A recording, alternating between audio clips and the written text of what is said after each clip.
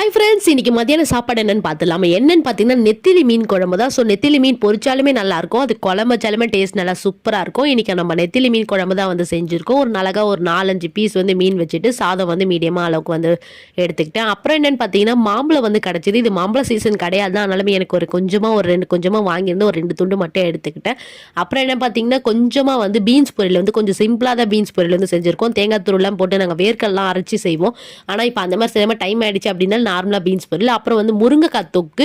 முருங்கைக்காய் வந்து உடம்புக்குமே நல்லது, அதனால கொஞ்சமாக முருங்கைக்காய் தொக்கு எடுத்துக்கிட்டேன். அதுக்கப்புறம் என்ன பார்த்தீங்கன்னா காம்பினேஷனே இல்லாமல் இருக்கும். இது என்னென்னு பார்த்தீங்கன்னா குடமிளகா கிரேவி மாதிரி கொஞ்சமாக பண்ணியிருக்கேன். இது சப்பாத்திக்கு நைட்டுக்கு பண்ணேன். ஸோ மதியானத்துக்கு சாப்பாடுக்குமே கொஞ்சம் சாப்பாடுலாம் வச்சு அதனால வந்து ட்ரை பண்ணி பாருங்கள். குடமிளகா தொக்குமே சாதத்தோடு நம்ம பிசைஞ்சு சாப்பிடலாம் நல்லாயிருக்கும். அப்புறம் பார்த்தீங்கன்னா மெயின் டிஷ்ஷே இவர் தான், காலிஃப்ளவர் பக்கோடா. நம்ம வந்து சிக்கன் 65 ஸ்டைலில் வந்து இந்த காலிஃப்ளவர் பக்கோடா வந்து பண்ணியிருக்கோம். இன்றைக்கி நான் மதியானம் இதான் சாப்பிட போகிறேன். நீங்கள் என்ன சாப்பிட்டீங்க, என்ன சாப்பிட போகிறீங்க கமெண்ட்ஸ் ஷேர் பண்ணுங்கள். வீடியோ பிடிச்சா சேனலை சப்ஸ்கிரைப் பண்ணுங்கள்.